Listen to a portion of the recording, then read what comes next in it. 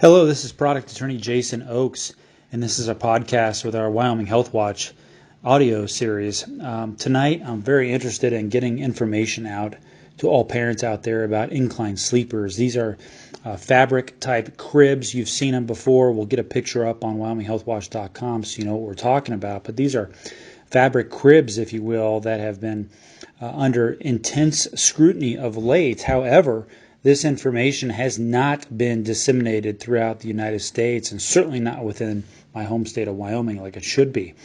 I want to give credit to the Consumer Product Safety Commission, which has put out, in their view, a complete recall of any and all incline sleepers utilized for infants. And this is based on a lot of data and research that they have accumulated on these products. These products have been connected to a whole host of infant deaths. They are angled at anywhere from 10 to 20 to even 30 degrees, and the angle is believed to create a scenario where children, or infants rather, are very likely to roll over and become in a position where they cannot breathe and ultimately become asphyxiated and die. As of April, and just barely 6 months ago, there had been 40 deaths tied to these incline sleepers. However, that number shot up over the last 4 or 5 months and has now almost doubled to 73. The CESP is what we all call them, the Consumer Product Safety Commission, CESP, PSC, has ordered that all parents stop utilizing these products until further information is out there. There have been a number of reports, all to the American Academy of Pediatrics, to the FDA, to CESP, about this condition. Just a horrifying scenario for parents who are caring for an infant. If you can imagine, finding your infant this way would just be absolutely horrible. CESP has been worried about the deaths in incline sleepers for at least a year. And this was on the heels of the Rock and Play, which was a Fisher-Price infant sleeper that was ultimately recalled because of safety concerns.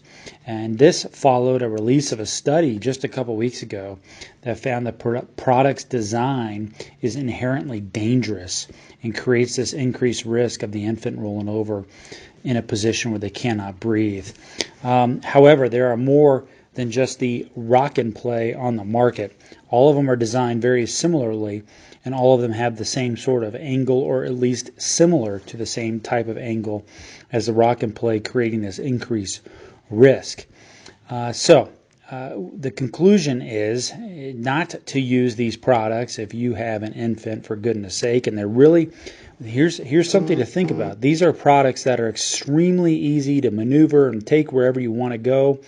They're travel products, so you can throw them on an airplane, you can throw them in your car, take them to grandma's, throw your infant in this little fabric-type crib, and then fold it up when you're done and go home.